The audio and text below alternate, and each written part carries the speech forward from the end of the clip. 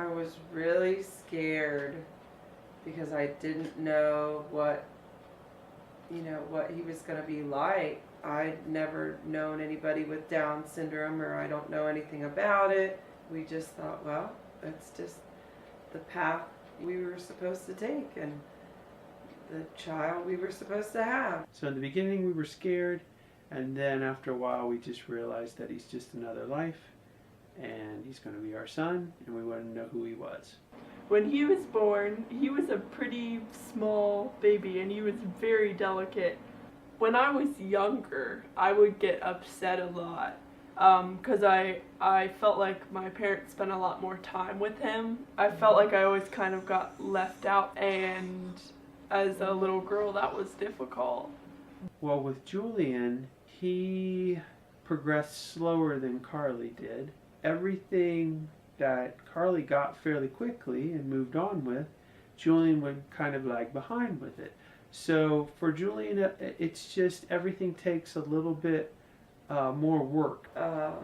When babies are born, they do hearing testing, and it's called a screening, and he did not pass his screening, and he was diagnosed with what they call a mixed hearing loss. He didn't hear as well as the rest of us do, and that delayed his speech. As he grew and got bigger, his ear canals grew and got bigger, and we got to the point where they would do a certain type of testing called booth testing. And then after a while, they determined that his hearing, according to the booth testing, seemed to be normal.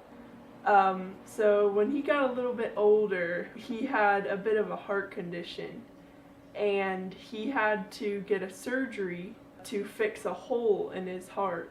At first, we kind of wanted to see if the holes would close on their own. We waited till Julian was about 4, and that was really about the point where he really needed heart surgery, because he was starting to get he was tired all the time, and he just kind of stopped growing.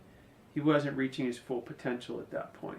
So from that day on, he's had more energy, better coloring in his skin, so we knew it was the right thing to do. Julian is a very active kid. He's always been a runner.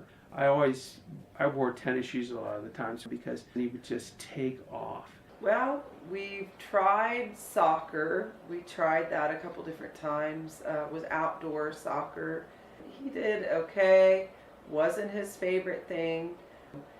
And then we learned about something called polar bears basketball, which it happens during the winter months, and it is with mostly kids with Down syndrome. It's getting ready to start again here soon in the next few weeks, and Julian loves it.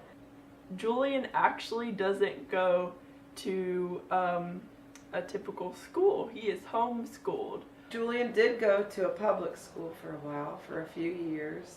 It was okay, but I wanted a little bit more for him, so we decided to send him to a Montessori school, and it worked okay for a while for Julian, but then we had a lot of problems with safety. I said, you know what, I'm with Julian, I know what he needs to be doing, what he needs to work on, so I just decided I'm going to just homeschool him. So after a while, we just had, for his own safety, we had to keep him at home. Julian loves electronics, and so a lot of the learning that we do for him is through electronic devices. Julian still has a lot to learn at his age, but I think he can teach us a lot too. I think Julian has made me a more accepting person and a more grateful person, because you look at him with all the problems that he has to face every day, and he's still got a smile on his face no matter what. And I think that he makes you realize that not everyone's perfect, and they're never going to be, so you might as well deal with it and be who you are, because you're not going to be happy if you try to be someone else. What Julian has done for me is that he's made me appreciate everything more. Julian has made me aware that everything you have is a gift. So Julian just makes me appreciate life, and he makes me appreciate it more. And I love him. He's my son. And that's all I've got.